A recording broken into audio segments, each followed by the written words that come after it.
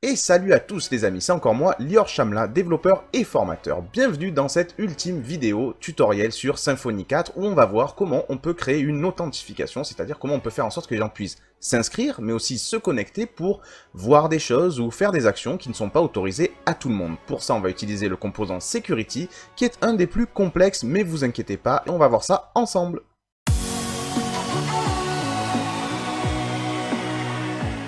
Avant d'aller plus loin et qu'on s'intéresse vraiment à la sécurité de notre application, je voulais vous rappeler qu'est-ce qu'on avait construit jusqu'ici. Jusqu'ici, on a construit un semblant de blog avec une liste d'articles qui sont tous contenus dans une base de données, et ces articles sont reliés avec des commentaires, une entité commentaire. On a pu faire des contrôleurs qui nous permettaient d'afficher ces informations et même de modifier ou de créer ces informations grâce à la leçon qu'on a fait sur les formulaires. Et ici, vous voyez, la dernière fois qu'on s'était retrouvé autour de Symfony, on avait ajouté des commentaires à nos articles, donc, et on les voit en dessous de chaque article, une liste de commentaires. Maintenant, j'aimerais bien qu'on fasse en sorte que on puisse se connecter pour laisser nous-mêmes un commentaire. Faire en sorte qu'on ne puisse pas laisser un commentaire quand on n'est pas connecté, mais vraiment qu'on ait une authentification des utilisateurs pour qu'ils puissent laisser un commentaire. Donc pour ça, il faut qu'on arrive à mettre en place le composant de sécurité. Encore une fois, n'oubliez pas, Symfony est très ouvert, donc vous pourriez très bien créer vous-même toutes les fonctionnalités de connexion, d'authentification, etc., etc. Mais tant qu'à faire, ils nous ont fourni tout un outil, un ensemble d'outils pour qu'on puisse le faire, donc utilisons-le et voyons ce que ça peut donner. La première chose qu'on doit savoir, c'est comment est-ce qu'on protège une application et quelles sont les questions qu'on doit se poser. Alors ici, j'utiliserai ce magnifique SmartArt ici pour vous expliquer quelles sont les questions globales qu'on peut se poser. La première, c'est comment. Alors comment est-ce qu'on peut protéger une application? Comment est-ce qu'on doit protéger une application? Quelles sont les parties de l'application que l'on veut protéger et comment on veut les protéger donc? Est-ce qu'on veut un formulaire de login? Est-ce qu'on veut passer par des méthodes HTTP classiques? Est-ce qu'on veut utiliser un token? D'accord? Comment est-ce qu'on veut sécuriser telle ou telle partie de l'application? La deuxième question qu'on veut se poser, c'est comment on peut gérer la sécurité des données, notamment des mots de passe. Vous savez que quand vous gérez des utilisateurs sur une application web, vous ne devez jamais stocker les mots de passe en clair. Vous devez toujours les hacher, les encoder, faire en sorte qu'ils soient indécryptables pour quelqu'un qui aurait réussi à casser votre base de données et à récupérer l'ensemble des mots de passe. Il faut qu'il ne puisse rien en faire. Et ça, Symfony va nous expliquer comment est-ce qu'on peut gérer ça. Ensuite, il faut se poser la question des utilisateurs. Où est-ce qu'ils se trouvent, vos utilisateurs ? Peut-être sont-ils tout simplement, comme la plupart des sites internet, dans votre base de données. Vous avez une table où il y a des utilisateurs dedans. Peut-être viennent-ils d'un annuaire d'entreprise, un annuaire LDAP. Ça peut servir pour des grosses applications d'entreprise. Peut-être sont-ils d'ailleurs à plusieurs endroits différents. Peut-être qu'il y a des utilisateurs dans une base de données, d'autres utilisateurs dans un annuaire. Peut-être qu'il y en a même dans un fichier texte. Pourquoi pas? Ça pourrait arriver. On peut ainsi définir où sont les utilisateurs. Comme ça, quand quelqu'un veut se connecter, eh bien, on sait qu'on doit aller le chercher, voir s'il existe dans tel endroit, la base de données ou ailleurs. Et donc, tout ça, ça nous donne le composant de sécurité, et on va voir qu'on va retrouver toutes ces questions-là dans le fichier de configuration security que l'on va manipuler. Ce fichier de configuration du package security, du composant security, parlons-en, parce qu'il nous offre les outils qui répondent à toutes les questions qu'on vient de se poser. Par exemple, il nous offre un outil qu'on appelle les firewalls. Alors les firewalls, on peut en avoir plusieurs sur une seule et unique application qui explique en gros les points d'entrée, comment on va protéger les différentes parties de notre application. On peut avoir des parties qui sont pas du tout protégées, on peut avoir des parties qui sont au contraire protégées, effectivement, pour une authentification qui se ferait par un formulaire de login, puis à côté, pourquoi pas, une autre partie qui est protégée, mais pas par un formulaire de login, plutôt par l'utilisation de jetons, de tokens. Donc comme ça, on peut vraiment expliquer chaque partie de l'application qu'on veut protéger et comment on veut la protéger. Ensuite, on a les providers. Alors les providers, à quelle question ça répond? Ça répond à la question où sont les données des utilisateurs. C'est-à-dire quand quelqu'un va remplir mon formulaire de connexion, comment est-ce que je peux vérifier que les informations qu'il a données, son login et son mot de passe, sont les bonnes? Où est l'utilisateur? Eh bien, on pourra ici dire, nos utilisateurs, pour telle méthode de connexion, se trouvent dans telle base de données, ou pour telle méthode de connexion, se trouve dans tel annuaire d'entreprise. Ça peut se passer comme ça. Et enfin, la dernière question qu'on s'était posée, c'était comment on sécurise les données? Eh bien ici, Symfony nous propose d'utiliser les encodeurs, et donc d'expliquer comment on va encoder, quel algorithme d'encodage on va utiliser, quel algorithme de hash en fait on va utiliser pour faire en sorte que nos mots de passe soient inviolables. Et ça, du coup, on peut le faire dans le composant security, et je vais vous montrer tout de suite comment on va faire ça. Alors, pour retrouver ici notre fameux fichier de configuration du package security, il suffit de se rendre dans le dossier config, dans le dossier package, et là, on a quelque chose qui s'appelle security.yaml. Donc on peut l'ouvrir, et là-dedans, hop, je vais zoomer un peu, on va retrouver les différents éléments dont je vous ai déjà parlé, à savoir les firewalls, avec un S, firewalls, parce que je peux en avoir plusieurs, et vous voyez qu'il y en a déjà deux qui ont été mis, Le firewall dev, en fait, vous voyez qu'il match avec des adresses qui commencent par underscore profiler, CSS, image, JS. En gros, c'est une adresse, c'est un firewall que l'on gère pour le développement et notamment pour laisser accès à notre barre ici que vous voyez en bas, à ces différentes fonctionnalités. On veut laisser l'accès, on veut qu'il n'y ait pas de sécurité là-dessus. Donc voilà comment on a défini le firewall pour le dev. C'est des fichiers qui servent à notre barre de développement en gros. Ensuite, on voit ici le firewall qui s'appelle main et on remarque qu'il n'a pas, comme le firewall dev, un pattern qui explique, ben voilà, c'est cette partie de l'application que je veux protéger. Donc on comprend qu'en fait, c'est tout le reste de l'application qui est sous le firewall main. On pourrait créer autant de firewalls que l'on veut et qui match ensuite avec le pattern sur différentes parties de l'application. Nous ici, on voit que main, ça match sur tout le reste de l'application. Dev, c'est le pattern qu'on voit ici. Et main, c'est pas de pattern, donc c'est tout le reste de l'application, et on voit qu'on a le droit d'y arriver en tant que anonyme. Ce anonymous de .true là, c'est ce qui fait que, quand vous allez sur votre site, vous avez l'impression ici que vous êtes logué, puisqu'ils disent authenticated yes, logged as anon, mais c'est qu'en fait, on a simplement activé là, le fait qu'on puisse venir en anonyme sur cette application web. Donc maintenant, la question qu'on veut se poser, c'est comment on va pouvoir faire en sorte d'authentifier les gens. Alors la première chose qu'on a envie de faire, c'est déjà de créer une entité utilisateur qui va stocker tous nos utilisateurs. On va donc se lancer dans cette partie du tutoriel où notre but, c'est de créer un entrepôt d'utilisateurs, une table utilisateur dans la base de données avec des utilisateurs que l'on puisse utiliser pour se connecter.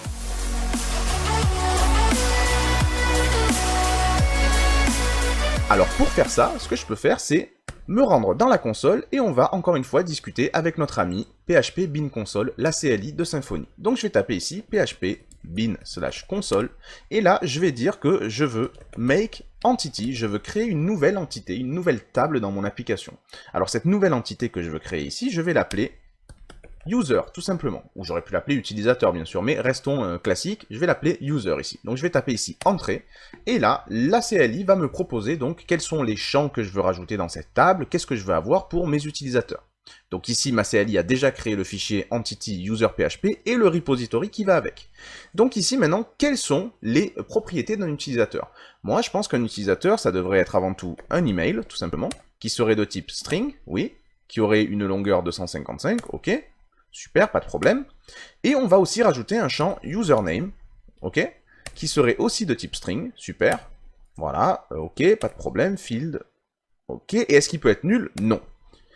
Donc ici, ce que j'ai envie de faire enfin, c'est de dire, ben, si on a un utilisateur, on a un email, on a un username, mais il faut aussi qu'on ait un password, un mot de passe. Donc ici, je vais me créer un champ que je vais appeler password, tout simplement, hop. Et là, je vais dire, bah, c'est de type string aussi, de longueur 255, oui, et ça ne peut pas être nul, non, et donc c'est OK. On a terminé ici de créer notre utilisateur. Donc on peut maintenant tout simplement taper entrée pour finir la création de cette entité. Maintenant, ce qu'on peut faire, c'est faire un petit coup de PHP bin console make .migration. Vous savez, c'est ce qui va nous permettre d'analyser les entités que l'on a dans nos fichiers, pour ensuite en déduire qu'est-ce qu'il faut changer au niveau de notre base de données pour qu'elle reflète réellement nos fichiers. Donc on va faire ce make migration ici. Alors là, la CLI va me créer un fichier de migration qui en fait contient une requête SQL qui va créer la table des utilisateurs telle qu'on l'a demandé nous. Et donc ici, si on veut que ce fichier de migration s'effectue réellement dans la base de données, donc que notre base de données change, regardez ici, je vous montre l'état de ma base de données actuellement, on a une table article, catégorie et comment, mais on n'a pas de table user. Donc ce que je peux faire ici, c'est faire un coup de PHP bin/console, et là, c'est doctrine, .migrations, .migrate. S'il te plaît, doctrine, applique la migration. Les migrations plutôt. Et là, donc, je vais taper entrée, et il va vraiment aller taper dans la base de données pour rajouter les champs qu'il faut. N'oubliez pas ici de répondre oui quand il vous dit « Attention, ça va changer le schéma ». Je sais, je fais ça pour ça, donc oui. Et là, si je retourne dans mon phpMyAdmin et que j'actualise, je devrais voir ma table utilisateur qui a été créée ici, qui pour l'instant n'en contient pas, mais si je regarde sa structure, je vois bien qu'elle a un identifiant, un email, un username et un password. Magnifique. Alors maintenant que j'ai ma table, j'aimerais bien créer des utilisateurs. Je peux faire ça avec une fixture, hein, on a vu ça dans les dernières vidéos, mais je peux aussi faire ça tout simplement en créant un formulaire d'inscription. Donc je vous propose qu'on crée ensemble un formulaire d'inscription.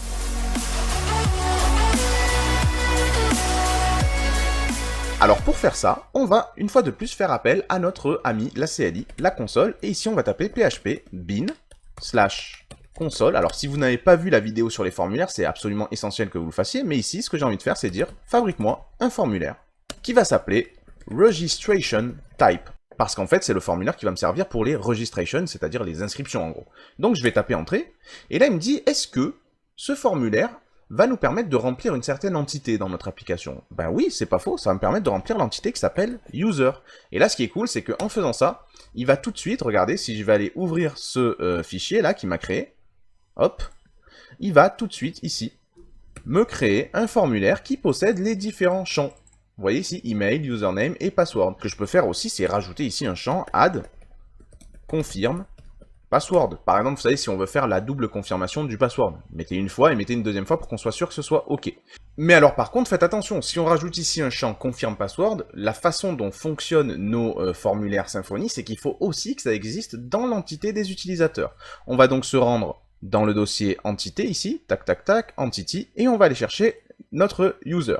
Et donc, dans le fichier user.php, on voit bien que notre CLI nous a créé une belle entité avec tous les champs qu'on lui avait demandé, et nous, ce qu'on va simplement faire ici, c'est rajouter un champ, alors privé ou pas, on peut même le mettre tout de suite en public, hein, pour pas se prendre la tête. Dans l'idéal, il faudrait le mettre en privé et mettre en place les accesseurs, get et set, mais là, pour l'instant, ça nous va comme ça. On va mettre ici un champ qu'on va appeler confirme password, et surtout, on ne va pas lui mettre ici de propriété ORM pour lui expliquer qu'il n'a rien à voir avec la base de données. C'est un champ de notre entité, mais qui n'existe pas au sein de la base de données, tout simplement. Plus tard, on verra comment ici, on peut faire en sorte de sécuriser, faire en sorte que quand la personne s'inscrive, il faut absolument que le mot de passe soit le même que le mot de passe qui est dans confirm password. Comme ça, on est sûr que la personne a bien tapé 2 fois le même mot de passe. Alors maintenant, ce qu'on a envie de faire, donc c'est sauvegarder ce fichier et se créer une petite action quelque part dans un contrôleur pour afficher le formulaire. Alors pour faire ça, moi je vous propose que l'on fasse appel dans notre terminal, toujours pareil, que l'on fasse appel à notre ami, la CLI. Alors pour faire ça, on va se taper un petit php bin console make controller. Là, elle va nous demander quel est le nom du contrôleur que l'on veut. Et je pense que c'est pas une idée farfelue que d'appeler ce contrôleur le contrôleur de la sécurité, donc le security controller. On va y mettre dedans le formulaire d'inscription, mais aussi le formulaire de connexion. On va tout gérer au même endroit. Donc, security controller nous semble bien. Ok, super, elle nous a créé le contrôleur de sécurité et elle nous a créé un dossier dans les templates qui s'appelle security et qui contient déjà un index.html.twig. Donc, on va se rendre dans ce security controller ici, donc qui se trouve bien sûr, si vous vous rappelez plus, dans le dossier controller, security controller. Et ce que je vous propose, on va laisser la route index, on peut même la supprimer cette route index, c'est qu'on se crée ici une public function qu'on va appeler registration, registration qui veut dire inscription en anglais, on va faire les mecs qui parlent anglais un peu, et on va dire que cette fonction, elle peut être appelée, quand on tape la route suivante, ça sera /inscription. Tout simplement, on va lui donner un nom ici qu'on va appeler security, pour dire que ça fait partie du contrôleur security, underscore, ici on va mettre registration. Ok, super. Donc maintenant qu'on a cette route-là, elle fonctionne, il faut qu'on dise qu'on veut instancier notre formulaire. Alors pour faire ça, je vais faire $form, c'est égal à this, flèche, create form, et ici je vais donner le nom de la classe qui contient ce formulaire qui me permet de le construire. Donc on sait qu'on l'a créé tout à l'heure, il s'appelle registration type, type, classe. Ok, super. Normalement, quand on crée un formulaire, ce qui est bien, c'est de pouvoir dire à quel objet on relie les champs du formulaire. Donc, on va se créer tout de suite ici un user, et on va dire que c'est égal à new user. Alors attention, ici j'ai utilisé registration type et user. Ce sont des classes que l'on utilise, mais on n'a pas dit d'où elles venaient, dans quel fichier, dans quel namespace elles se trouvent. Donc pour faire ça, on va en haut, et on rajoute un use. Donc use ici, app entity user, pour que PHP comprenne que la classe user ici vient de là. Et on va faire la même chose ici, use app form registration type, pour qu'on comprenne ici PHP que registration type vient bien de notre use ici, de notre namespace qui s'appelle registration type. Et du coup, ça me permet de donner en deuxième paramètre de la fonction createForm, ici, le user. Donc ça veut dire qu'on relie les champs du formulaire aux champs de l'utilisateur. Ce sont des champs qui sont bindés, qui sont reliés. Super. Donc maintenant que j'ai mon formulaire, je peux dire return, je veux afficher, donc this flèche render, et je veux afficher un fichier qui se trouvera dans le dossier security de mes templates, donc security, slash, et là je peux mettre par exemple registration.html.twig. Donc je veux afficher ce fichier-là, et bien sûr, j'aimerais bien lui passer des paramètres, des variables qu'il puisse utiliser, et notamment une que j'appellerai ici form, et qui du coup sera égale à mon formulaire à qui je demande de créer la vue. Ok, super. Donc là, pour que ça fonctionne pour de bon, encore faut-il qu'on aille dans notre dossier template, template, dans le dossier security, et que l'on crée un nouveau fichier qu'on va appeler registration.html.twig. Ok, alors une fois dans ce fichier, on veut que cette vue, elle prenne en compte le template général, la barre de navigation, etc. Donc on va dire qu'elle extends base.html.twig, sublime. Ensuite, on va dire que dans cette base, on veut mettre à jour, en fait, on veut surcharger ce qui se trouvera dans le body. Donc, qu'est-ce qu'on va afficher? Donc, on va se placer ici, dans le bloc body, tout simplement. Hop, end block, et on va juste faire un petit test ici en disant h1, bonjour à tous. On va sauvegarder. Et si maintenant on va dans notre navigateur et qu'on tape l'adresse /inscription, on devrait tomber sur notre vue qui dit juste bonjour. Et c'est le cas, ça marche bien, c'est cool, on a même récupéré la barre de navigation en haut, on a tout ce qu'il faut, donc nickel. Donc ce qu'on va faire maintenant, c'est qu'on va s'occuper d'afficher réellement le formulaire. Alors pour faire ça, je vais me rendre dans mon fichier, et ici, plutôt que de dire bonjour à tous, je vais dire inscription sur le site. Bon, je mets des titres au hasard, on s'en fout. Et là, ici, j'ai envie d'afficher mon formulaire. Donc ce que je vais faire, c'est que je vais faire appel aux fonctions de Twig, form start, qui permettent de dire je veux commencer, je veux écrire ma balise form, ma balise de départ, et je veux faire ça sur ma variable qui s'appelle form. Ok, maintenant j'ai envie d'afficher tous les champs de mon formulaire. Donc pour faire ça, je vais dire form widget, tout simplement. Et là, je vais mettre mon form, toujours. Et ensuite, ici, je vais mettre la fin de mon formulaire en disant form end et mon formulaire. Mais je n'oublie pas que je vais devoir ajouter entre les widgets et la fin du formulaire un bouton, parce que si vous regardez votre formulaire ici, vous voyez qu'on a rajouté tous les champs, mais on n'a pas rajouté de bouton de confirmation, de bouton de submit en fait. Donc ici, ce que je vais faire, c'est que je vais me rajouter ici un button, submit, et qu'il y aura la classe btn et la classe btn primary, non, success. Allez, success, on est content aujourd'hui. Donc on fait du success, et ici on dit inscription, point d'exclamation. Ok. Voyons ce que ça nous donne si on actualise la page. Boum, on a bien notre formulaire qui s'affiche ici, magnifique.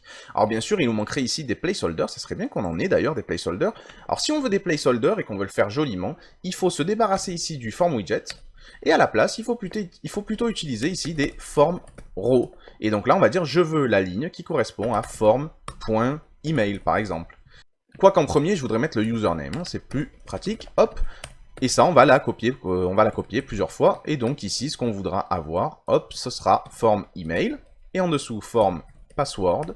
Et en dessous, form confirm password. Alors l'avantage avec form row, c'est que c'est une fonction qui prend en deuxième paramètre des options. Et donc un tableau associatif d'options qui s'écrit au format JSON. Donc ici, pour le username, par exemple, moi je voudrais avoir des options.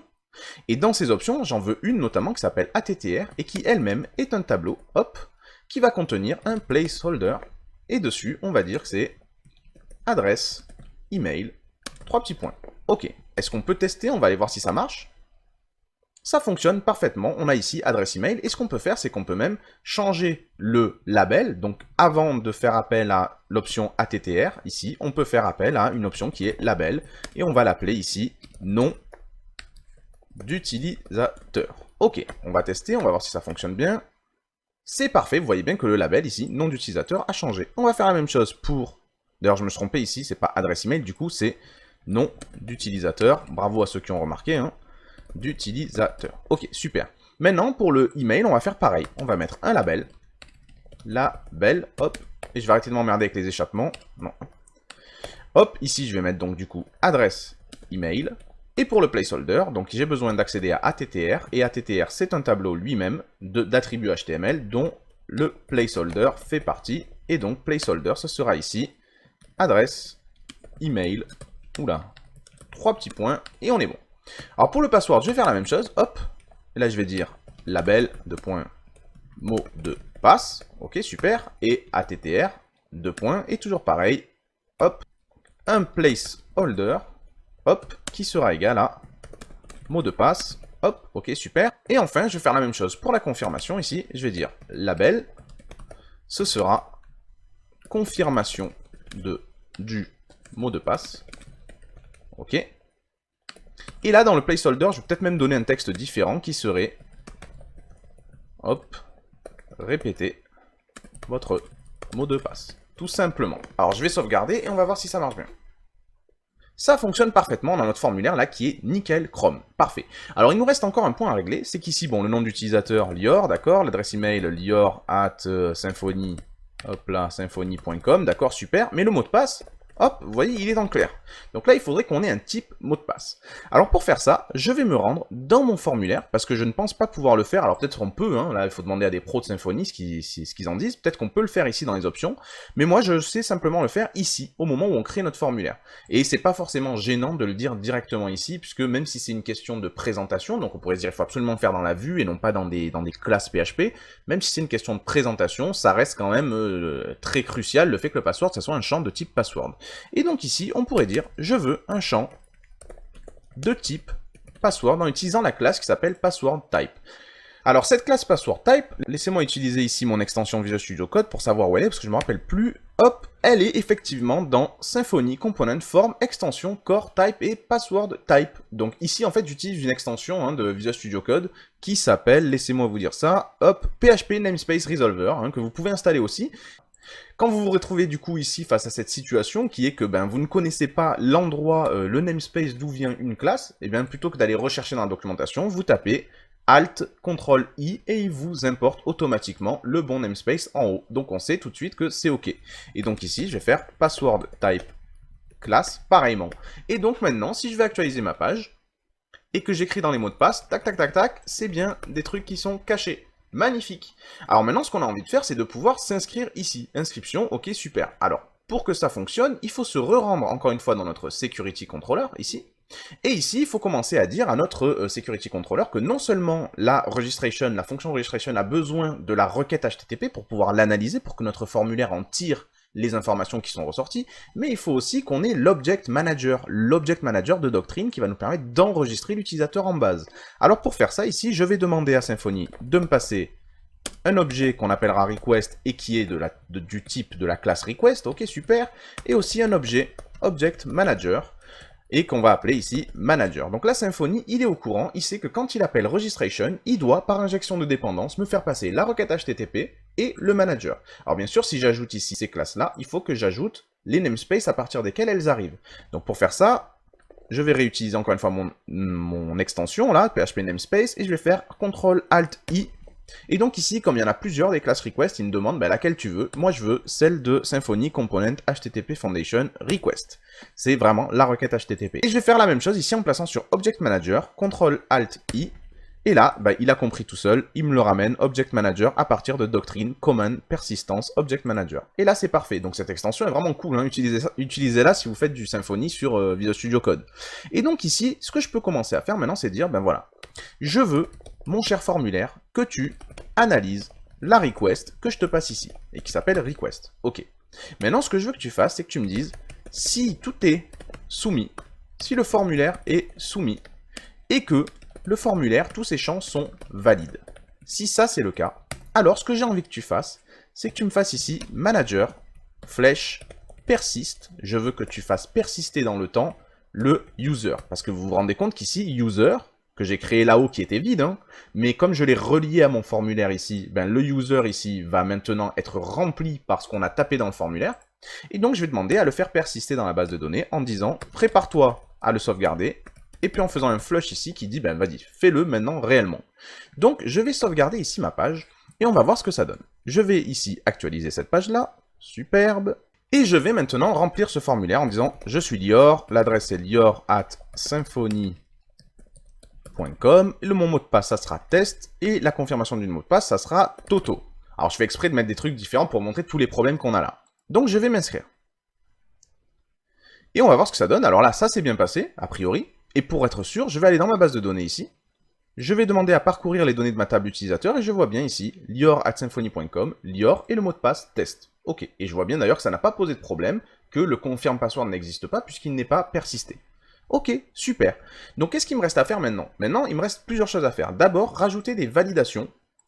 Rajouter des validations ici, qui me permettraient d'être sûr que le mot de passe, c'est le même que la confirmation du mot de passe au moment où je m'inscris. Ça, c'est très important. Donc pour pouvoir faire ça, je vais me rendre ici au niveau de l'entité. Et vous vous rappelez, dans la vidéo sur les formulaires, je vous ai montré comment valider des champs. Pour valider des champs, il faut faire appel à tout le namespace qui s'appelle les contraintes, les constraints. Alors pour faire ça, je vais ici ajouter un espace de nom. Donc dans la documentation, vous pouvez le retrouver, hein, si jamais vous avez un problème, vous cherchez validation, le composant de validation dans la documentation de Symfony, et vous aurez tout de suite ce use qui vous permet d'avoir accès aux constraints qu'on va appeler ici des assertions. Hein. On va vouloir asserter, dire que cette chose est égale à telle autre chose, etc., etc.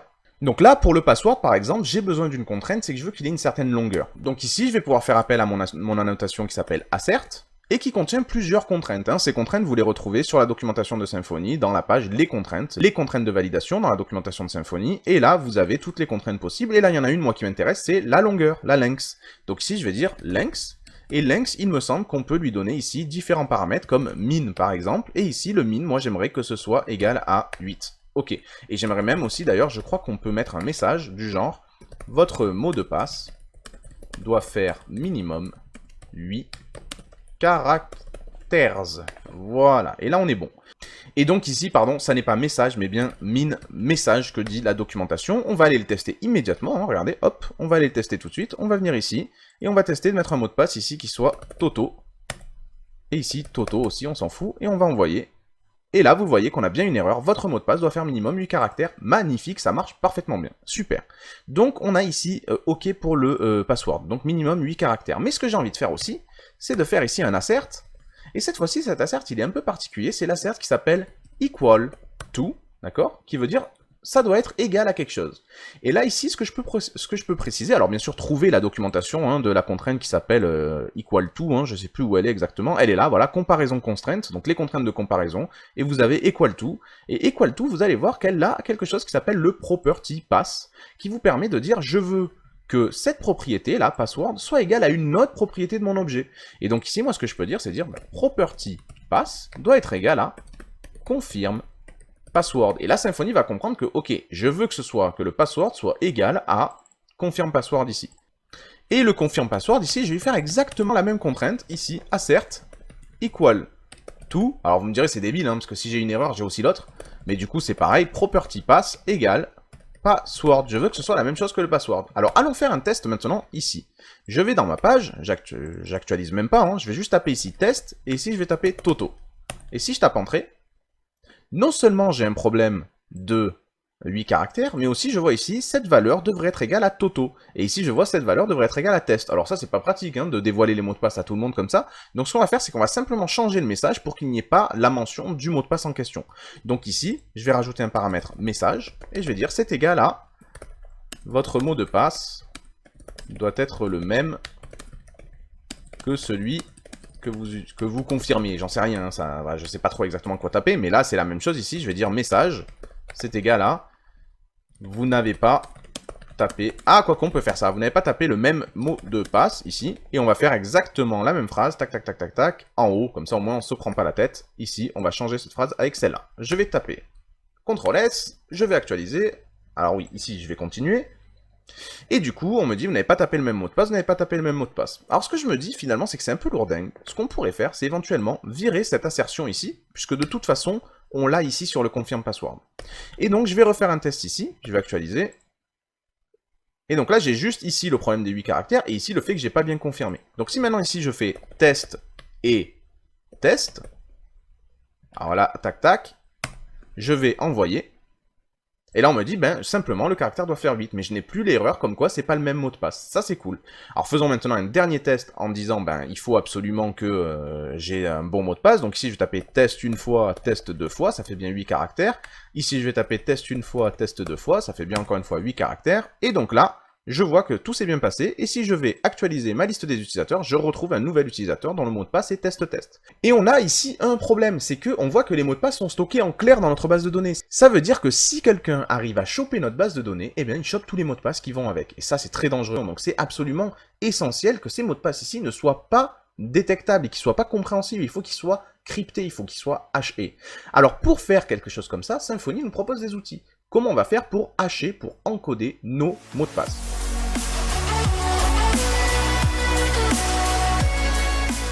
Et bien là, on revient à notre fichier de configuration de notre package de sécurité. On va se rendre ici, dans le fichier de config qu'on avait ouvert tout à l'heure. Donc on va dans config, dans le dossier package, on va retrouver le fichier qui s'appelle security.yaml. Et là-haut, on va pouvoir déclarer en tout premier lieu des encodeurs. C'est parce qu'on peut en avoir plusieurs des encodeurs. On peut avoir des encodeurs pour encoder telle ou telle chose, on peut avoir des encodeurs pour encoder encore telle ou telle autre chose. Tout dépend de ce que l'on veut. Ici, moi, je veux au moins un seul encodeur qui s'adressera à une entité particulière qui est app user. Non, app entity user. Ok. Alors là, maintenant, je vais dire ici quel algorithme je veux utiliser. Et là, je vais dire donc, pour encrypter les choses qui concernent les users, je veux utiliser l'algorithme qui s'appelle bcrypt, tout simplement. Bcrypt, en gros, c'est un algo très classique utilisé en PHP depuis un petit moment qui permet donc d'encoder un mot de passe. C'est-à-dire qu'au lieu d'avoir test, vous allez avoir une phrase incompréhensible et surtout qui sera très très dure à reproduire. Vous ne pouvez pas revenir d'un mot de passe encodé à un mot de passe en clair, vous devez tester tous les mots de passe en clair jusqu'à arriver au même encodage, donc c'est très complexe à obtenir. Donc ici, moi, je veux utiliser cet algorithme-là. Très bien. Donc je vais sauvegarder ici, et maintenant, au niveau de mon Security Controller, ce que j'aimerais faire, c'est dire ici, ok, si tout est valide, si les mots de passe sont les mêmes, etc., avant de persister, j'ai envie d'encoder mon mot de passe. Alors pour faire ça, j'ai besoin que Symfony me donne une classe un peu particulière qui est faite exprès pour encoder les mots de passe des utilisateurs. Donc si j'ai besoin que Symfony me le donne, j'ai donc besoin de l'expliquer ici au niveau des paramètres de ma fonction pour le demander par l'injection de dépendance. Et donc ce sera une classe, c'est un paramètre que je vais appeler encodeur tout simplement, et devant, je vais expliquer que cet encodeur, il est de type User Password Encoder Interface. Alors ici, je vais utiliser mon extension Visual Studio Code en faisant CTRL-ALT-I pour expliquer d'où vient cette classe. Cette classe, elle vient de Symfony Component Security Core Encoder, et c'est le User Password Encoder Interface. Si bien sûr vous n'avez pas mon extension et que vous voulez quand même retrouver d'où ça vient, vous allez sur Google et vous tapez Symfony Encoder, vous allez tomber sur cette page, et vous le voyez ici, hein, le fameux use qui nous permet de faire appel à cette classe. Ok, alors comment ça fonctionne? Maintenant que je l'ai dans ma fonction et que je peux l'utiliser, ce que je peux dire ici, c'est qu'avant de sauvegarder l'utilisateur, j'ai envie de dire, je veux ici un hash, et ça sera égal à mon encodeur, à qui je vais demander d'encoder un password, encode password. Et alors là, cet encodeur, il peut encoder en plein d'algorithmes différents. Il peut utiliser l'algorithme bcrypt, un algorithme SHA, je sais pas combien, enfin il peut utiliser plein d'algorithmes. Donc nous ici, il faut qu'on lui fasse comprendre quel est l'algorithme qui nous intéresse. Ben vous savez quoi, pour lui faire comprendre, on va tout simplement lui passer notre user. Pourquoi? Parce que notre user, c'est une instance de la classe entity user, hein, app entity user. Et dans le security ici, qu'est-ce qu'on a dit? On a dit les encodeurs, chers amis, quand vous tombez sur un user, vous utilisez l'algorithme bcrypt. Et là c'est magnifique parce que du coup, il saura faire le lien tout seul avec le bon algorithme. Et ici, ce qu'on va lui donner, c'est le mot de passe que l'on veut encoder. Ben, notre mot de passe, il est où? Il est dans user, flèche, get, password, tout simplement. Et donc là, dans mon hash, j'ai le bon hash, le bon truc. Et donc, ce que je peux faire, c'est que j'ai mon mot de passe encodé dans hash, donc je peux dire ici user, flèche, set password, je modifie ton password, et à la place, je te mets le hash. Je vais sauvegarder ici. Je vais venir ici pour retaper un nouvel utilisateur, donc je vais l'appeler Toto. Le mail, je vais mettre toto@gmail.com, ok, super. Le mot de passe, je vais mettre test. La confirmation, je vais mettre test, ok. Inscription. Et là, on voit une énorme erreur qui se produit. Pourquoi? Parce qu'on me dit ici que le user password encoder, il a besoin que le user qu'on lui passe, non seulement effectivement ce soit une entité, d'accord, mais il faut aussi que cet user, il ait certaines méthodes particulières. On appelle ça implémenter une interface. Il faut que la classe user que je lui passe, elle ait certaines méthodes qu'on n'a pas nous-mêmes implémentées ici. Alors pour faire ça, il va falloir qu'on se rende ici dans notre entité user. Et il faut qu'on explique à Symfony que ce user, c'est pas juste une table parmi d'autres. C'est la table qui va correspondre à nos utilisateurs. Il y aura vraiment des utilisateurs à l'intérieur. Donc c'est pas pareil que des articles, des catégories ou des voitures. C'est vraiment user. Donc ici, il va falloir qu'on implémente une certaine interface particulière pour faire comprendre à Symfony que c'est OK, afin que, à la fin ici, on comprenne bien que oui, il n'y a pas de problème, on peut encoder le mot de passe de user parce que c'est un vrai utilisateur, il n'y a pas de souci. Donc pour faire ça, ce que l'on va faire ici, c'est qu'on va dire que notre classe user doit implémenter une interface qui s'appelle user interface. Alors cette interface, elle se trouve dans le namespace Symfony Component Security Core User Interface. Alors attention, parce que maintenant qu'on implémente la user interface, il faut qu'on implémente toutes les fonctions qui sont obligatoires dans cette interface. Hein. C'est le but des interfaces, c'est de vous forcer à implémenter un certain nombre de fonctions. Alors allons voir la documentation de cette user interface. Voilà les méthodes que l'on doit absolument implémenter. GetPassword, GetSalt, GetUsername, EraseCredentials et GetRoles. Ok, super. Donc getUsername et getPassword, on l'a déjà dans notre classe. Pourquoi? Ben parce qu'on a un champ username, donc forcément on a le getUsername qui va avec. Et on a un champ password, donc on a forcément la fonction getPassword ici aussi. Donc là, le problème qui nous reste à régler, c'est la fonction getRole, la fonction getSalt et la fonction erase_credentials. Alors, ici, moi, ce que je vais faire, c'est que, pour l'instant, comme on n'a rien de particulier à faire, d'accord, on va simplement ici créer une fonction public function erase_credentials, hein, si je suis pas fou, c'est bien ça, erase_credentials, ici, ok, et qui ne fera rien. Ça, il n'y a pas de souci, on lui dit, elle fait rien. Ici, on va aussi avoir une public function que je vais appeler, tout simplement, getSalt, et celle-ci aussi, pour l'instant, vu qu'on n'a rien de spécial, elle ne fera rien. Et enfin, je vais avoir ici une fonction, public function, getRoles. Et alors getRole, elle doit renvoyer un tableau de chaîne de caractères qui explique quel est le rôle de cet utilisateur. Alors pour l'instant, comme on n'a pas fait de gestion de rôle, on va simplement dire return, et c'est un tableau qui va contenir role_user. Voilà, c'est juste un user classique, il n'y a pas encore d'administration, de trucs comme ça, non, c'est juste un role user. Bien sûr, à terme, ici, quand vous aurez plusieurs rôles, il faudra ici que getRole, ça renvoie les rôles qui sont, comment dire, au sein de cet utilisateur, qui sont donnés à cet utilisateur. Nous, ici, on a juste role user. Ok, super, donc là, notre user, il implémente bien la bonne interface, user interface. Donc, est-ce que notre application, maintenant, si on actualise, va refonctionner? Donc là, ça marche très bien. Alors je vous rappelle qu'on a fait tout ça, pourquoi? Pour pouvoir encoder les mots de passe, donc on va aller voir ici, hop. Et on a bien ici, regardez, mon dernier utilisateur, Toto, qui s'est inscrit, et qui a enfin ici un mot de passe carrément crypté. Donc allez deviner que ça veut dire test. C'est compliqué, on peut pas le faire d'ailleurs, hein. On peut pas revenir de ça à test. Donc ce qu'on va faire maintenant, c'est qu'il va falloir régler un dernier problème sur l'inscription des utilisateurs, c'est que le mail doit être unique désormais. Donc ce qu'on va faire, c'est qu'ici, je vous propose qu'on supprime tout, hop. On supprime toutes ces données.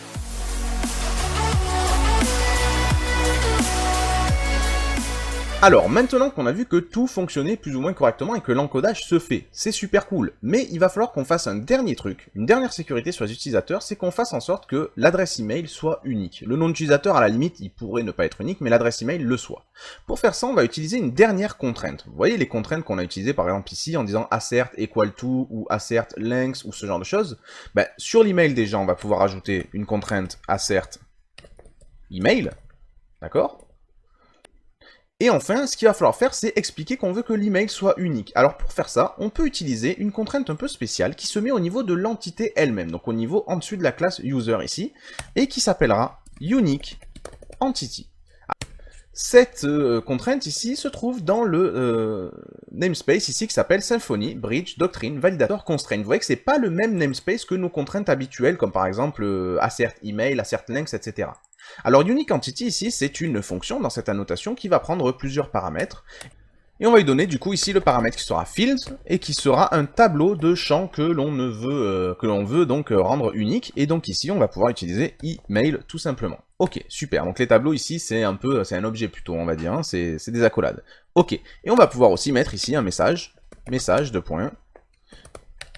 L'email que vous avez indiqué est déjà utilisé. Ok, ça c'est super. On sauvegarde et on va faire le test maintenant. En allant tout simplement créer ici un utilisateur que je vais appeler Lior, et dont l'adresse email sera lior@symfony.com, le mot de passe test et la confirmation de mot de passe test. Je vais sauvegarder. Et là j'ai une erreur, pourquoi? Ah mais oui, mais quel con. Ici c'est pas des deux points, c'est des égales, hein. Excusez-moi, je vous ai j'ai fait de la confusion là, mais là c'est des égales. Ok, super. Donc je vais actualiser. Et là, est-ce que tout fonctionne? Ça a l'air d'avoir fonctionné. Je vais retourner dans ma table utilisateur. Je vois bien que j'ai ici un utilisateur Lior qui a son mot de passe, etc. C'est super. Maintenant, je vais faire le test de, imaginons recréer la même personne. Donc test, hop là, test, et je vais envoyer. Et là, j'ai bien une erreur. L'email que vous avez indiqué est déjà utilisé. Voilà, parfait, magnifique. Si ici je mets Toto à Symfony, et qu'ici je remets mes mots de passe à la con, hop. Je vais taper entrée, et là, ça a l'air d'avoir fonctionné. Si j'actualise mon phpMyAdmin, je vois bien que Toto at Symfony, ça s'est passé parce que c'est pas la même adresse email. Donc, on a réussi à créer un formulaire d'inscription tout à fait cool, tout à fait sympa. Moi, ce que je vous propose, c'est qu'on crée maintenant une vue qui s'appelle login. Ok, donc un contrôleur qui nous montre une vue de login, et que quand on s'inscrit, ça nous redirige dessus. Ok, tout simplement, en se rendant dans notre security controller maintenant, on va pouvoir, ici, créer une nouvelle public function, je vais l'appeler, je sais pas moi, login par exemple, ok, super.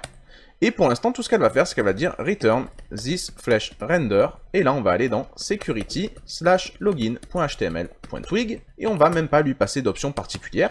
Et bien sûr, cette fonction login, j'aimerais qu'elle soit joignable sur une route. Route, on va l'appeler connexion, donc slash connexion, tout simplement. Et le nom de cette route, on va l'appeler security login. Alors, je l'appelle security login, vous pourrez l'appeler Toto ou Tata, hein, ça change rien. Et là, maintenant, ce que j'ai envie de faire, c'est que dans mon contrôleur, ici, au moment où on enregistre une personne, j'ai envie de retourner une redirection, et non pas un affichage. Donc, this, redirect to route, et là, je vais lui donner le nom de la route qui m'intéresse, à savoir security login. Donc, security login, tout simplement. Point virgule, et on va tester d'inscrire une dernière personne. Donc là, ça sera Magali, avec magali@symfony.com et le mot de passe. Et je vais taper entrée. Et là, bien sûr, je vais avoir une grosse erreur parce que je n'ai pas de fichier Twig. Mais ça, c'est pas très grave. Est-ce que Magali est bien enregistrée? Normalement, il n'y a aucun problème. Elle doit être bien enregistrée avec son beau mot de passe. Et donc ici, il me dit, je ne peux pas trouver le template. Et ça, c'est pas grave. On va aller dans les templates ici, dans Security. On va rajouter un nouveau fichier qu'on va appeler login.html.twig, qui va lui aussi, du coup, hériter de mon base.html.twig, hein, pour avoir la barre de navigation, etc. Et qui va aussi, du coup, surcharger le fameux block body ici, en mettant ici, hop, hop, and block, simplement un H1, connexion. Et là, si j'actualise, j'ai bien ma page connexion qui s'affiche. Magnifique. Alors maintenant, il faut qu'on s'occupe d'expliquer à Symfony comment ça marche pour se connecter. Parce que pour l'instant, on a réussi à inscrire une des utilisateurs, mais on ne sait pas se connecter en fait.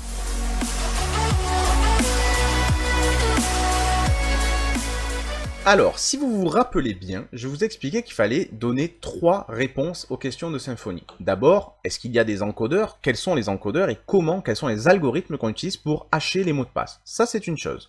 Ensuite, il y avait, est-ce qu'il y a différents firewalls? On peut créer autant de firewalls qu'on veut pour protéger différentes parties de notre application de façon différente à chaque fois. Ça, ok, on a vu ici qu'on a 2 firewalls et ça nous suffit.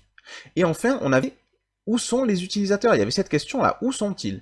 Et ça, on appelle ça des providers, ici. Donc maintenant, ce qu'on veut faire, c'est expliquer à Symfony qu'on veut utiliser ce formulaire de login pour se connecter.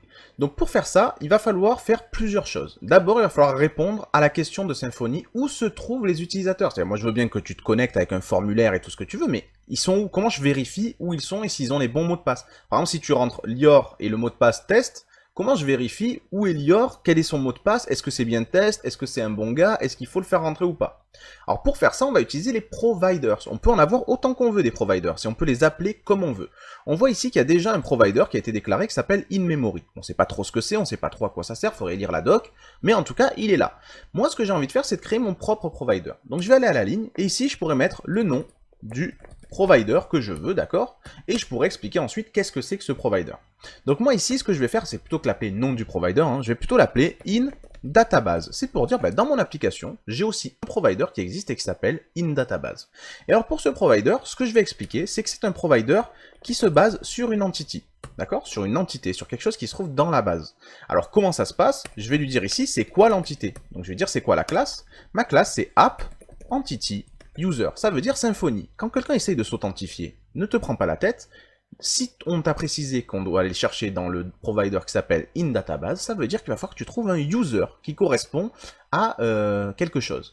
Donc par exemple, si moi je me connecte avec Lior et le mot de passe test, il va falloir que Symfony aille chercher qui s'appelle Lior, et est-ce que son mot de passe est vraiment test? Si c'est vrai, alors je le connecte, si c'est pas vrai, je lui dis que je le connecte pas. Donc ça, c'est une première chose qu'on peut faire. Maintenant, ce qu'on peut faire aussi ici, c'est expliquer, et ce qu'on doit faire d'ailleurs absolument, c'est expliquer quelle est la propriété qui va nous permettre d'aller rechercher l'utilisateur en question. C'est-à-dire, imaginez, moi je veux me connecter avec email et mot de passe. Donc ça serait lior@symfony.com, mot de passe test, d'accord? Donc ici, il faut que Symfony soit au courant, le composant de sécurité doit être au courant que, voilà, quelqu'un va t'envoyer ici lior@symfony.com, sache bien que c'est le champ email des utilisateurs. Donc va chercher l'utilisateur dont l'email est lior@symfony.com. Et ensuite, fais la vérification du mot de passe. Donc ici, il faut bien que je lui dise, la propriété par laquelle on va aller rechercher des utilisateurs, ça sera email. Ok, donc là j'ai défini un provider, il s'appelle InDatabase et il me permettra dans mes différents firewalls de dire si j'ai envie d'utiliser les utilisateurs qui sont dans la base de données, de dire ben le provider pour ce firewall ça sera database, peut-être pour un autre firewall ça sera in-memory. Donc peut-être pour dev on mettra in-memory et peut-être pour main on mettra in-database. Vous pouvez avoir autant de providers que vous voulez et autant de firewalls que vous voulez pour protéger chaque partie de l'application de façon différente. Donc moi ici pour le main, ma partie main, qui est en gros tout mon site, j'ai envie d'avoir une protection qui se serve du provider, qui sera provider, et là je vais lui dire bah, c'est quoi le nom du provider pour cette partie-là, pour ce firewall-là. Ben, je l'ai appelé ici in-database, donc je vais dire in_database. Ok. Et maintenant, vous allez voir ici que vous avez la possibilité d'avoir plusieurs modes d'authentification, il y a notamment un mode d'authentification qui s'appelle le formulaire de connexion, form login. Donc ce que je peux faire ici, c'est dire effectivement, moi, mon mode d'authentification, ça se fera par un formulaire de login, et vous pouvez lui dire ici, ok, il est où ce formulaire de login? C'est-à-dire si moi, Symfony, j'ai envie d'envoyer quelqu'un sur le formulaire de connexion, où est-ce que je vais? Donc pour faire ça, vous dites login, passe, et là vous mettez le nom d'une route, n'importe laquelle, celle où il y a le formulaire de connexion. Alors comment on l'a appelé nous? On l'a appelé security login. Donc je vais dire ici, ben, le chemin pour se loguer, c'est security login. Ok. Maintenant, ce que je dois aussi préciser, c'est quel est le check pass. Alors check pass, c'est l'endroit que je dois appeler pour vérifier les informations d'un formulaire de login. Donc moi, Symfony, je vois qu'il y a un formulaire de login qui s'est mis en place, où est-ce que je peux checker que c'est OK? Donc ça, pour faire ça, on va mettre le même nom de route. Alors je sais que ça peut vous paraître bizarre, mais en fait, Symfony va appeler la même route, que ce soit pour afficher le formulaire, ou que ce soit pour vérifier les infos du formulaire, hein, ça me semble logique en plus, donc il n'y a pas de souci, on va garder ça comme ça. Alors maintenant, occupons-nous de ce formulaire. Pour le coup, j'ai pas besoin de faire un formulaire Symfony avec la console avec laquelle je vais créer un formulaire, etc. Je vais simplement faire un petit formulaire Bootstrap, moi-même. Donc je vais dire ici, form, ok. Alors l'action ici, l'action, où est-ce que je vais vouloir envoyer ces informations? On le verra plus tard. Mais ici, ce que je sais, c'est que je vais créer une div qui aura la classe formGroup, ok. À l'intérieur, je vais me créer ici un input qui sera de type texte, ok, et qui aura la classe formControl, ok. Cet input, je vais lui donner tout d'abord un placeholder qui sera, je sais pas moi, adresse email, ok, pour que la personne comprenne de quoi on parle. Je vais lui donner aussi de l'obligation, il faut que ce soit obligatoire à remplir. Et je vais aussi lui donner ici un name, pour que ça puisse passer dans la requête. Et le name, il est un peu particulier, on nous demande de donner un name qui soit _username. Peu importe le fait que nous, on n'utilise pas le username pour se connecter, on utilise l'adresse email. Ici, on doit utiliser _username. Alors bien sûr, on peut changer hein, ce nom de champ ici, mais si vous voulez, Symfony, lui, s'attend à recevoir un truc qui s'appelle _username. Donc on peut le changer pour qu'il s'attende à autre chose, mais là, pour l'instant, on va rester comme ça. Et ici, je vais prendre tout simplement cette partie-là, je vais la recopier, sauf que je vais changer le placeholder, je vais mettre ici plutôt mot de passe, ok ? Required aussi, bien sûr. Et là, le name, ça sera pareil, _password, tout simplement. Et donc, le type, ici, on va mettre aussi, hop, password. Et enfin, ici, on va se créer une dernière petite div qui aura la classe formGroup et qui contiendra un bouton de type submit qui aura la classe btn et btn success et qui contiendra connexion, point d'exclamation. Ok, super. Je vais sauvegarder ça comme ça. Et donc, je vois bien que mon formulaire existe là, nickel, il est cool, le mot de passe ici, c'est bien caché, super, pas de problème. Alors maintenant, ce qu'il me reste à faire, c'est, à mon formulaire, lui préciser non seulement où est-ce qu'il doit envoyer les informations, mais aussi en quelle méthode. Donc bien sûr, on veut surtout pas que ce soit du get, parce qu'on veut pas que le mot de passe s'affiche en haut dans l'URL, on a envie que la méthode ce soit du post, et on veut que l'action ce soit, et là on va demander tout simplement à Twig de nous donner le chemin vers une route qui s'appellera security _login. Pourquoi? Parce que tout simplement, c'est le chemin que j'avais défini pour la vérification du login. Alors faisons un test maintenant. Ici, quand Symfony va comprendre que on a un formulaire qui revient ici à cette page, la page qui s'appelle Security Login, avec des informations dedans, en fait Symfony sait que, oh là, attention, si je vois un formulaire qui arrive sur cette route, même si dans la fonction on ne traite pas le formulaire, on fait rien, moi, je vais m'en occuper, parce qu'on l'a précisé ici dans le checkpass. Et si je vois que dedans, il y a un champ qui s'appelle username et _password, _username, _password, alors là, vraiment, je vais m'en occuper. Là, vraiment, je vais essayer de voir si je peux connecter la personne ou pas. Alors, faisons un test ici, maintenant. Je vais taper lior@symfony.com. Test. Je vais demander à me connecter. Il faut bien que la requête parte en post. Et là, boum! Qu'est-ce que je vois? En bas, regardez ici, je ne suis plus anonyme. Je suis devenu Lior. Magnifique, non? Donc on a réussi à se connecter. Alors maintenant, ce qu'on peut faire, c'est éventuellement mettre en place un logout.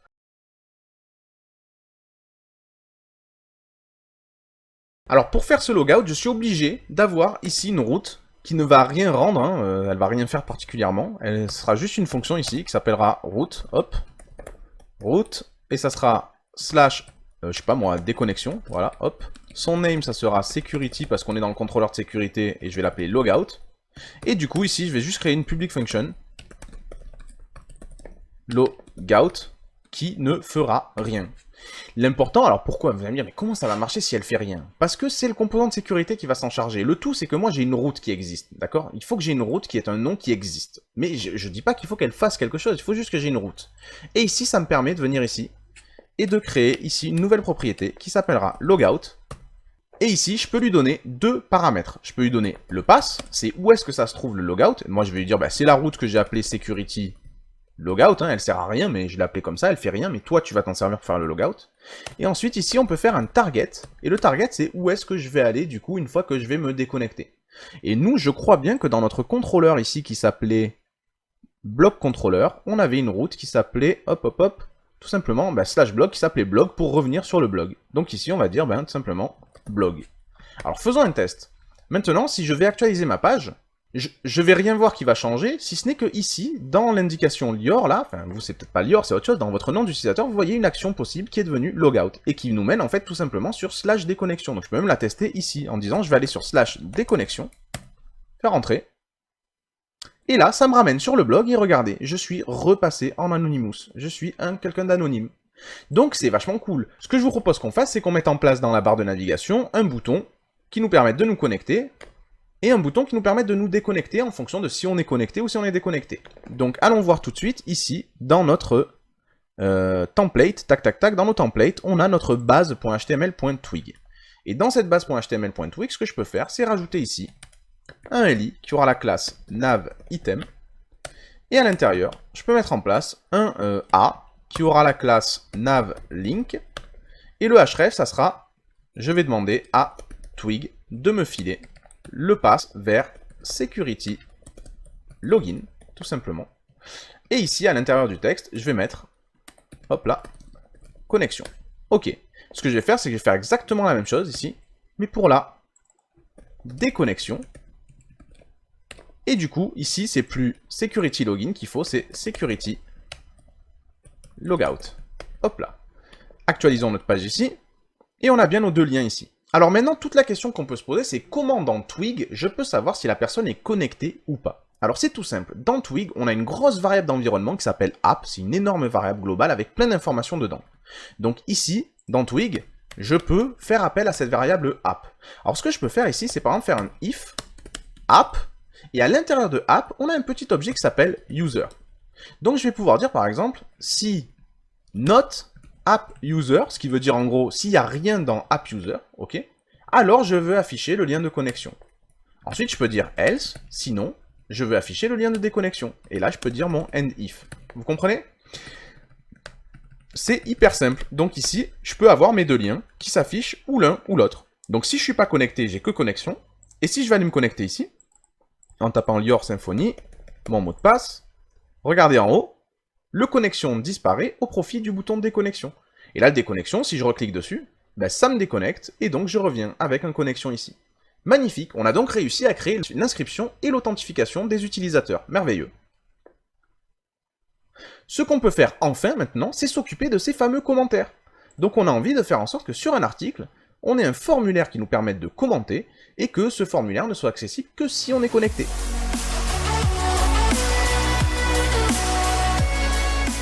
Alors déjà, créons le formulaire de commentaires. Pour faire ça, on va se rendre dans notre console, hop, et on va demander à notre bro, php bin/console, de créer un formulaire, make form.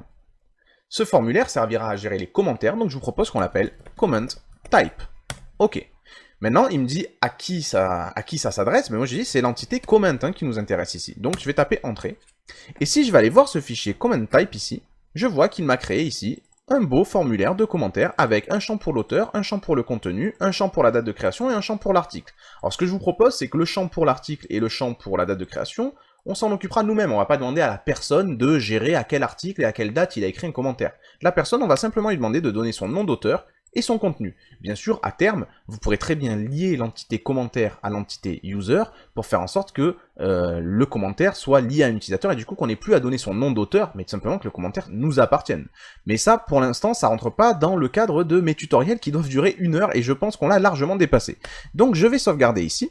J'ai mon formulaire, et je vais maintenant fermer un peu tous ces fichiers, on va fermer un peu tout ce bordel, et je vais me rendre dans le blog controller, ici. Et dans ce fichier blog controller, ce que je vais faire, c'est que dans la vue qui nous permet d'afficher un article, je vous rappelle que cette vue s'appelle show, elle reçoit ici un article, ce que je vais pouvoir faire, c'est tout simplement dire ici, hop, je veux créer un formulaire. Et ce formulaire, ce sera un formulaire, hop, this create form, et dans ce formulaire, ce que je vais avoir, c'est le formulaire qui s'appelle comment type class. Alors bien sûr, ce qui serait bien, c'est que je passe un commentaire à ce formulaire pour que ce soit relié aux données du commentaire. Donc ici, ce que je peux faire, c'est dire comment, c'est égal à un new comment. Et je vais passer ce commentaire ici, hop, à mon formulaire. Super. Alors là, le problème que j'ai, c'est que j'ai utilisé la classe comment type, j'ai utilisé la classe comment sans jamais dire d'où ça venait. Donc je vais remonter ici pour expliquer à PHP, ben écoute, PHP, quand tu vois la classe comment, sache que ça vient de app entity comment. Et quand tu vois la classe comment type, sache que ça vient de app form comment type. Ok, donc du coup je peux réunir ça comme ça. Parfait, j'ai mes entités et mes formes. Et donc du coup PHP ne se trompera pas quand il verra comment type et comment, il sait d'où ça vient. Alors ce que je peux faire maintenant, c'est tout simplement faire passer à Twig ce fameux formulaire. Donc ici, ce que je peux dire, c'est dire, hop, je vais l'appeler comment form, et je vais lui dire, bah, c'est form flèche create view. Je veux l'affichable, la partie affichable de mon comment form. Ok, super. Je vais sauvegarder, et je vais me rendre maintenant dans show.html.twig, c'est là où je montre mes articles, et en fait, ce que je vais faire, c'est que en dessous de ma liste des réactions, de mes commentaires, donc je vais, d'ailleurs, je pourrais même rajouter quand même un petit H1 ici, à l'intérieur, en disant commentaire, ok, super. Et ce que je peux faire, c'est même dire ici le nombre de commentaires. Donc je vais dire ici, hop, article, point comments, et là, je vais donner le filtre length pour qu'il me fasse un compte des commentaires. Ok, déjà, est-ce que ça fonctionne?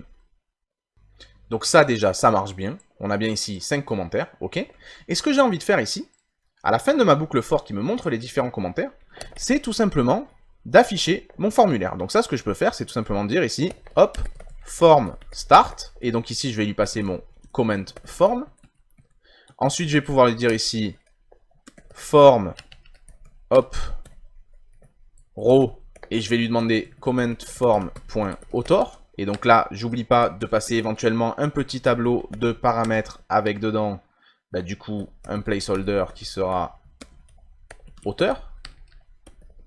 Voilà, ou votre nom, voilà, tout simplement. Ensuite, ici, je vais encore faire une dernière form row, avec dedans le champ content du commentaire, et je n'oublie pas de passer ici un petit tableau, toujours pareil, pour avoir ici attr, et un petit placeholder, qui sera, hop, votre commentaire, tout simplement. Ok, j'oublie pas enfin de mettre un bouton de type submit, qui aura la classe btn et btn success, et qui contiendra le terme, je sais pas moi, commenter, hop, point d'exclamation. Et enfin, j'oublie pas mon form underscore end pour mon comment form qui se termine à partir d'ici. Je vais sauvegarder, on va aller voir ce que ça donne. Je vais actualiser ici ma page, et tout en bas, j'ai bien mon formulaire de commentaires en fait, hein. Je peux donner ici mes commentaires, magnifique. Donc ce que je peux faire enfin, c'est tout simplement faire en sorte de poster ce commentaire et du coup de voir qu'est-ce qui s'est passé. Alors, pour pouvoir voir qu'est-ce qui s'est passé, n'oubliez pas, vous devez vous rendre ici dans la bonne fonction de votre contrôleur, et vous devez ici dire « Je veux recevoir la request ». Donc, Symfony va vous passer par injection de dépendance ici, la request. Et donc, ce que vous pouvez faire ici, c'est dire tout simplement « Mon formulaire, mon cher ami, s'il te plaît, gère la request que je te passe, qui s'appelle request, et si, hop, et si mon form a été soumis, if form is submitted, et que mon form est valide, is form is valid. Alors, ce que j'ai envie de faire ici, c'est de faire appel à un manager pour sauvegarder mon commentaire.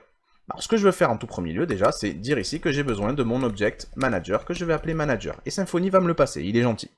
Et donc ici, ce que j'ai envie de faire, c'est dire manager, flèche, persiste, s'il te plaît manager, enregistre mon commentaire. N'oubliez pas ici que le commentaire est lié au formulaire, et donc toutes les données qu'il y a dans le formulaire sont aussi dans le commentaire.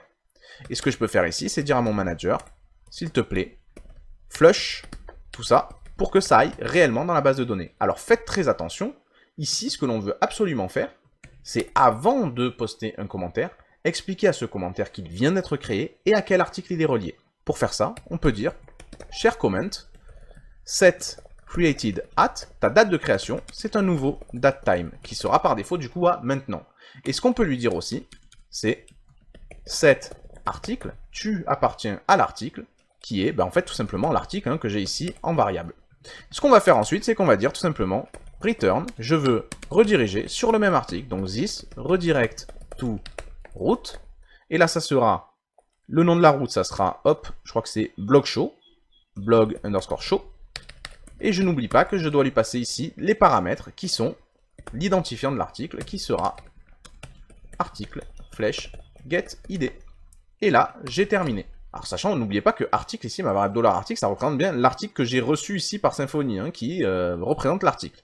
Donc allons tester ici maintenant. Je vais dire mon nom c'est Lior, mon contenu c'est cet article est très intéressant. Hop. Et si je commente ici, est-ce que je retrouve mon commentaire en bas de page, suspense? Je vois ici 6 commentaires. Et je vois ici tout en bas, Lior qui a dit « Cet article est très intéressant, le 27/06 à 12h26, etc. » Parfait, magnifique, c'est exactement ce que je voulais. Donc ça marche super bien. Alors maintenant, ce que j'ai envie de faire, c'est de faire en sorte que si la personne n'est pas connectée, on ne voit pas ce formulaire ici. Donc ici, ce que je peux faire, c'est dire « Hop, hop, hop ». Dans mon twig, je peux dire tout simplement, comme on l'a fait dans la barre de navigation, donc ici, if app.user, alors je veux bien avoir le formulaire de commentaire, mais par contre, sinon, ce que je veux, c'est end if ici, sinon, ce que je veux afficher, c'est un petit mot du genre h2, vous ne pouvez pas commenter. Voilà. Alors j'ai oublié ici le pourcentage, c'est pour ça qu'il gueule, hop. Vous ne pouvez pas commenter si vous n'êtes pas, hop, connecté. Et donc ici, je peux mettre un bouton, un a.btn primary, voilà, hop. Et le href, je vais demander à Twig de m'afficher ici la route qui s'appellera security login, tout simplement. Et dans ce a, je peux mettre tout simplement connexion. Alors voyons ce que ça donne. Si j'actualise en étant déconnecté, regardez en bas, vous ne pouvez pas commenter si vous n'êtes pas connecté. Alors ce que je peux faire maintenant, c'est me rendre sur la connexion, et du coup, hop, me réinscrire, enfin me connecter, pardon. Et là, quand je vais aller dans mes articles, et que je vais aller vouloir, hop, afficher la suite d'un article, quand je vais aller dans les commentaires en bas, j'ai accès au formulaire de commentaires. Alors bien sûr, on pourrait améliorer tout ça, et je compte sur vous pour aller voir la documentation, pour que tout ça, ça soit plus propre, pour que là, bien sûr, par exemple, quand je clique sur le bouton connexion à partir d'un article, ça serait bien que quand je me connecte, je revienne sur cet article. Et ça, c'est faisable. Je vous donne plein de liens dans la description pour vraiment vous renseigner là-dessus. Et voilà, c'est fini pour ce petit tutoriel sur l'authentification, la connexion et donc la gestion de la sécurité sur Symfony. Bien sûr, je ne vous ai montré qu'une infime partie de ce que peut faire le composant de sécurité. Vous pourriez aller beaucoup plus loin en lisant les documentations et en suivant des tutoriels un peu plus précis. Là, c'était vraiment une entrée en matière. Donc j'espère que vous le ferez. Je vous donne, moi en tout cas, tous les liens que je connais dans la description. Allez les voir, vous allez apprendre plein de choses. Vous allez apprendre comment on peut vraiment gérer les rôles, entre des administrateurs, des managers, des utilisateurs lambda, des gens qui ne sont pas connectés. Vous allez apprendre aussi à comment bloquer l'accès à certaines pages et à certains comportements aux gens qui ne sont pas connectés ou aux gens qui n'ont pas le bon rôle.